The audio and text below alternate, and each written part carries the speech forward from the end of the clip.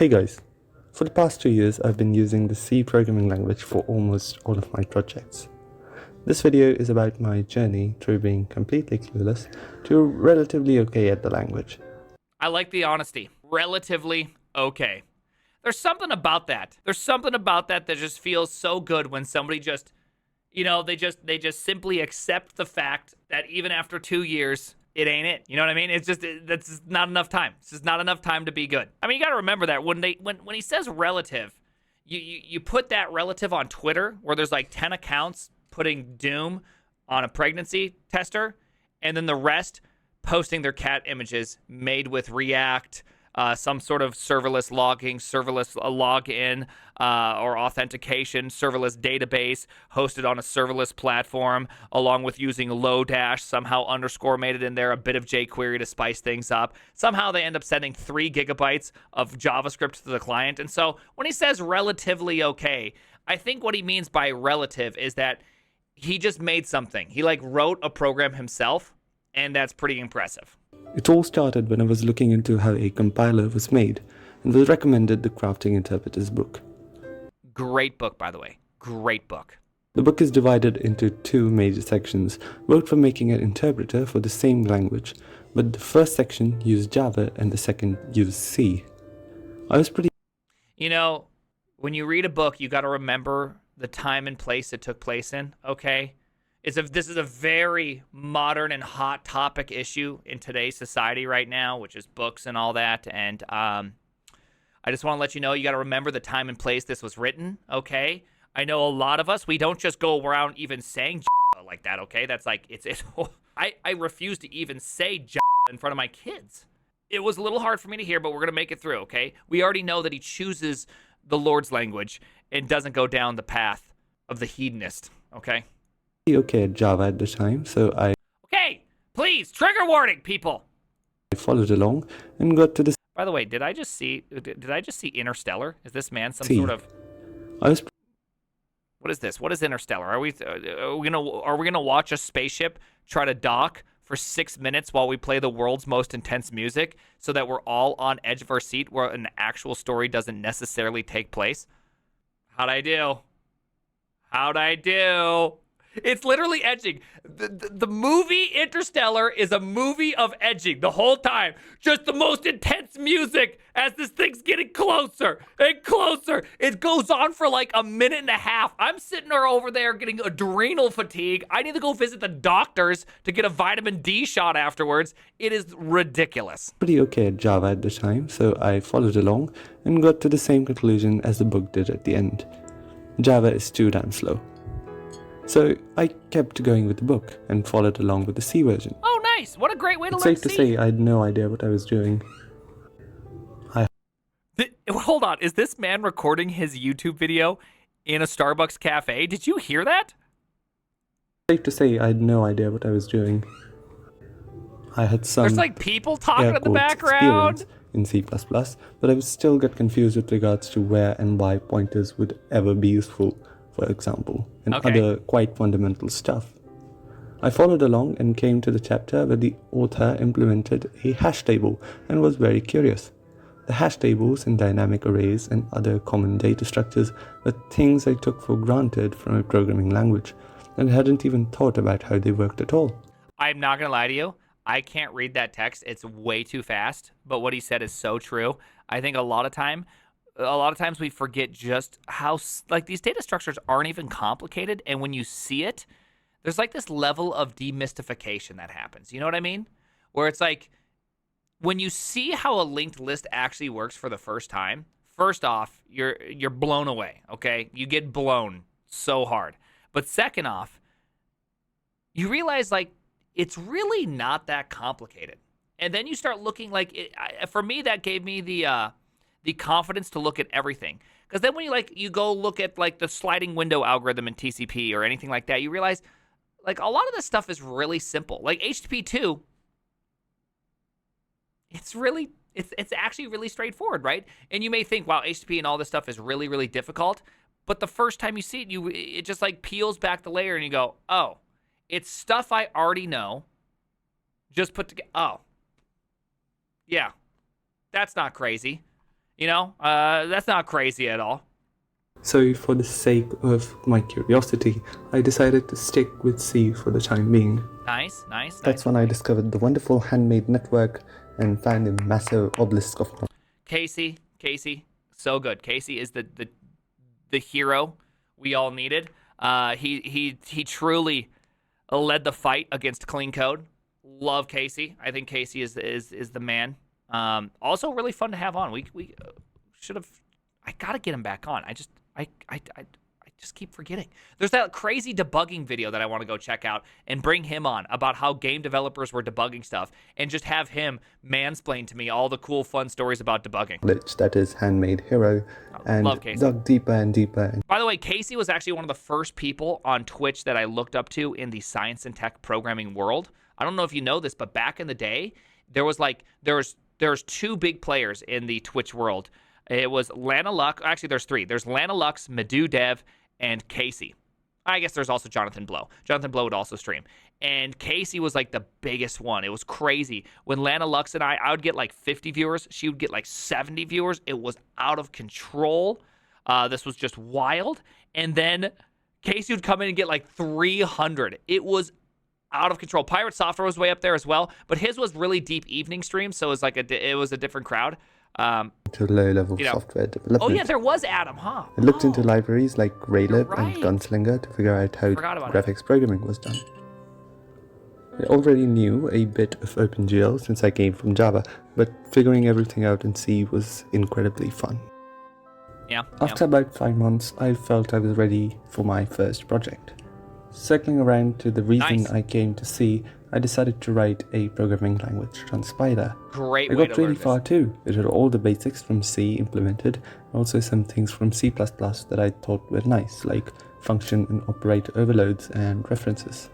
I also had a completely new system for tagging statements, which acted I'm not gonna lie to you. This is really cool looking. I like that. That is super cool. Like right now in Rust, you got to do that like if config business, and it's right. But this is cool. This is slick. This is super slick to be like. Imagine that is super slick. Actually, it's almost like a decorator, except for the decorator is a conditional compile command. That is super cool. just like the hashtag ifdef preprocessor statements, But it's way better. but with a nicer syntax. But then something hit me. Wow. I'd been transpiling everything to C code, but this made step debugging pretty much impossible since C compilers would emit code with debug symbols based on the transpiled code. Dude, I can't get over that tagged that I can't get over that. I can't get over how cool I literally cannot get over how cool this is. Okay? How awesome would it be if you could just define your own version of these ones as well, and then it just works. You know what I mean? Like, I'm just thinking about, like, you know, like Leptos and SSR versus CSR type stuff and WASM and all that. Like, how sweet would it be if you could just, like, at SSR, at CSR, and just throw it on a function, and we all know what it does, and bam, it'd be beautiful. I haven't done enough OCaml to give you, like, a strong opinion on how that works, but it's just, like, it's super cool. The cogs are Debugging turning, yeah. pretty much impossible since C compilers would emit code. By the way, this is a great reason why you should watch other people do things and see their thinking, because because it's like, I don't think I would have thought of that, right? This man's cooking, and I think we're about to get a filet mignon. I mean, most people we let cook, and what comes out of it is a microwaved hot pocket in which is both an iceberg and liquid lava hot. But this man's coming out with the filet. Okay, this is looking good. This is looking with real debug good. symbols based on the transpiled code and not my own. So I tried working on an LLVM backend, but quickly ran into some weird issue when trying to add Linux support and gave up. I still had learned a lot by working on the project though, so it wasn't a complete waste of time. I found out that many of the memes seen online about C's unsafety were largely hyperbole though. More on this later. At this time, I felt like C was a fun language to use, but my next project was in Java for the sake of being cross-platform. I made this Cross-platform.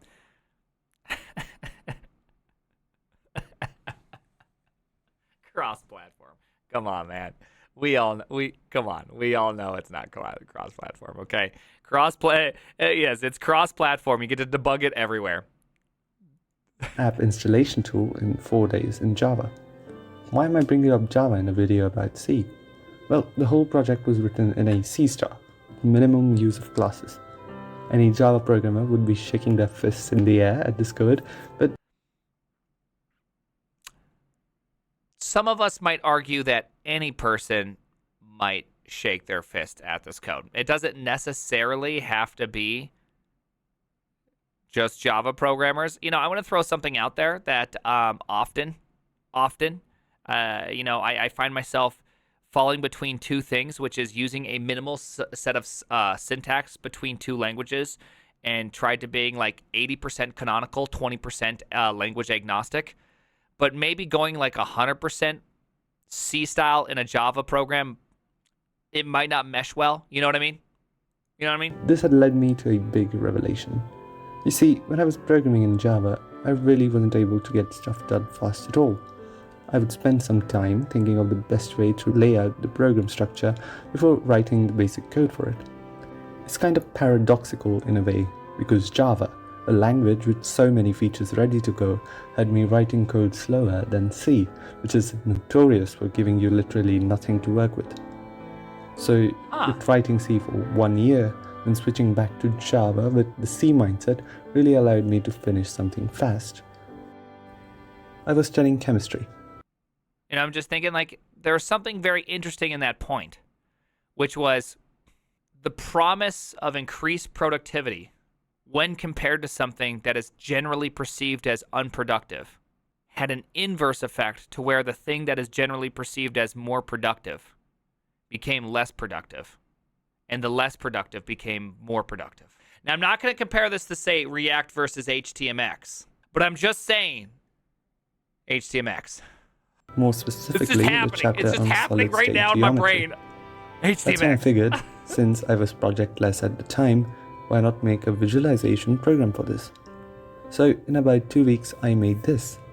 It's a 3D solid-state geometry nice. viewer, I've and literally the first made this project in identical which program. I set up a crude base layer. I have literally made almost this exact same program, and I hand wrote all the quaternions for every single movement.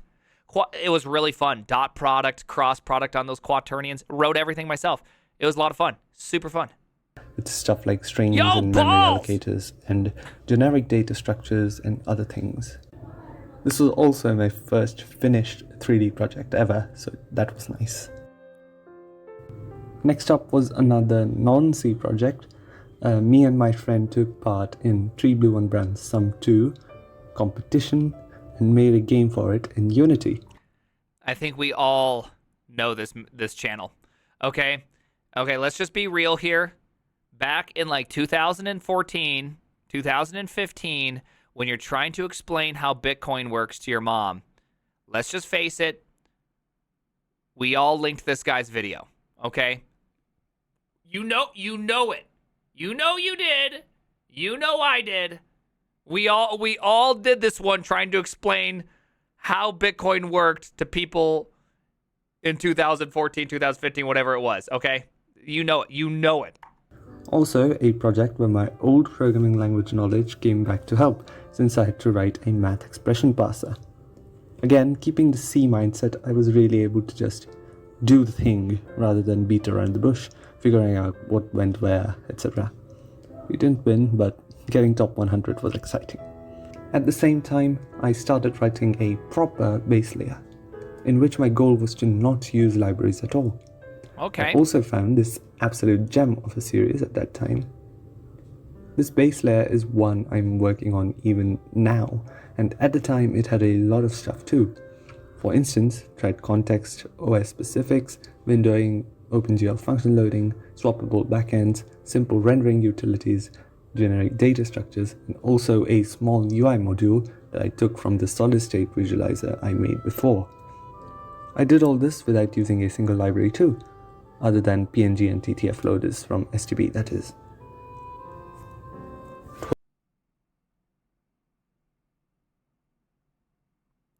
Okay, first off, Wheel Reinvention Jam sounds like the coolest conference of all time, the coolest code jam of all time. This sounds so effing cool.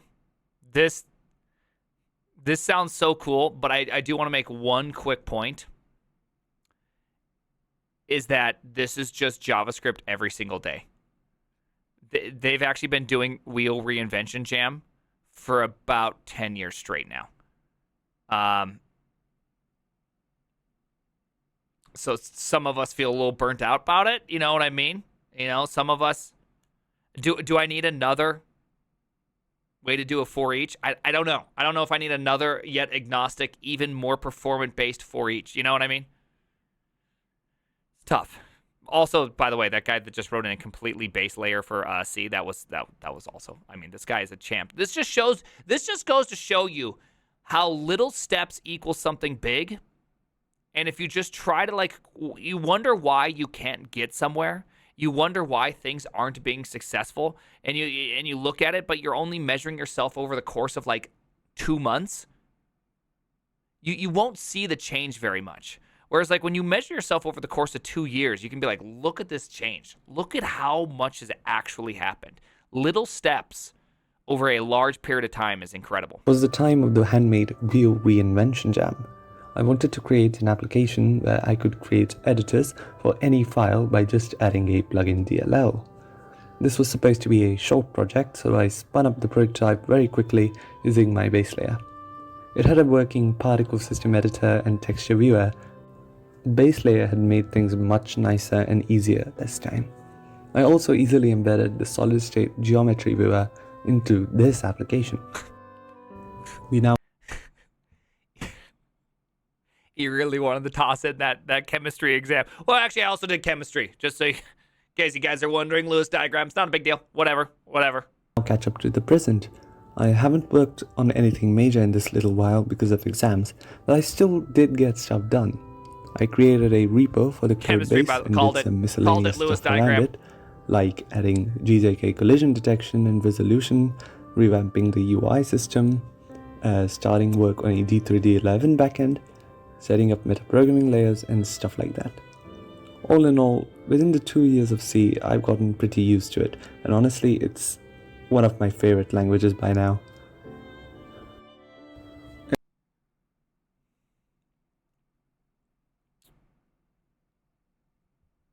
You know, I always go back to the same question that I have over and over again, which is simplicity better?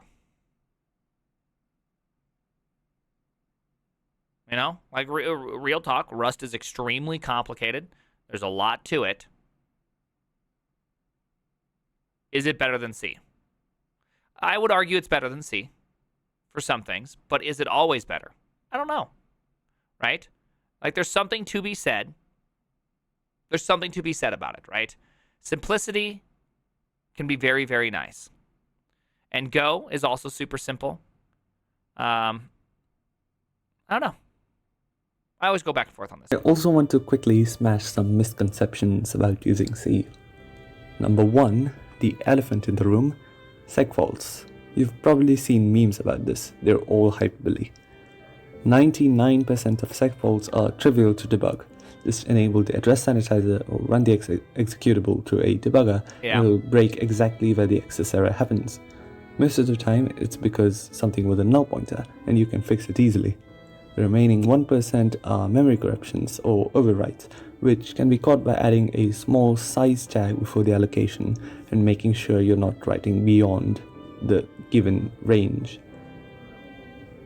Number 2, templates or the lack thereof. And I do agree, this is kind of annoying. But you can get around this by implementing some macros that instantiate code for you quickly. Alternatively, you can use metaprogramming. You didn't just win that one, okay? That's not how you win an argument, okay? That ain't it. That's just not how you win the argument. But I love what you did there. But that's not how you did it. I don't feel like I got a W there. I really don't feel like I got a W. Pre-processor programming.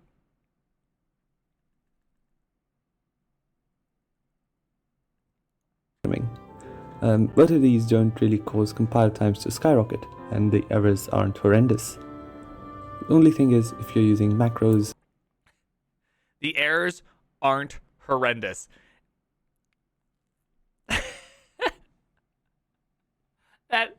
That was so good. That is the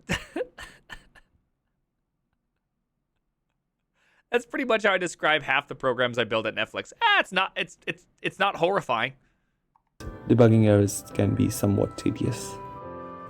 That brings us to the end of the video.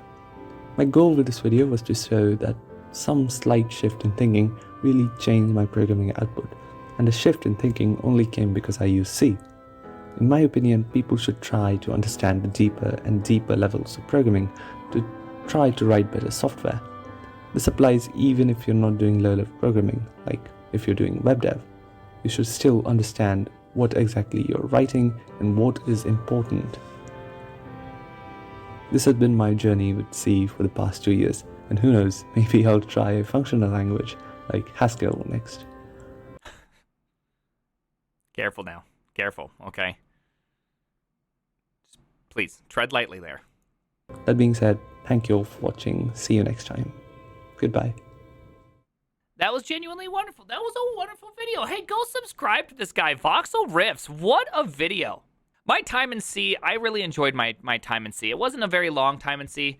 I did about, gosh, maybe a year of professional C. And by professional, I mean I had nobody to tell me what to do. I was the only person on the project, and I completely made up everything I did, including writing a network driver and a flash driver, and a video sending thingy, and my own Ethernet protocol. Besides for that, I raw dogged everything. I made everything up, debugged it via Wireshark. There's just something fun about C. You know what I mean? It has its own fun. It's not always fun, but it has its own fun, and I like that. I haven't heard Wireshark in a long time. I haven't heard Wireshark since a couple months ago. All right, hey. The name is I Do Like C again. I do.